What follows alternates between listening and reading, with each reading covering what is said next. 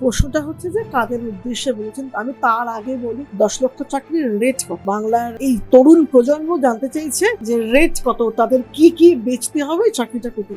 আসলে মমতা বন্দ্যোপাধ্যায় তো লোক ঠকানোর কারবার করছে। যেহেতু আমি দীর্ঘদিন প্রশাসনে ছিলাম, আমি দেখেছি যে চাকরি দিতে গেলে তার যে কমিটমেন্ট যাতে সরকারি চাকরির ক্ষেত্রে থাকে, যাতে সেটা দিতে না হয় তার জন্য মমতা বন্দ্যোপাধ্যায় মন্ত্রী, আমলা, চেয়ারম্যান এদেরকে নিজেও উদ্বুদ্ধ করতেন যে কম পয়সায় 10টা চাকরি ক্রিয়েট কর।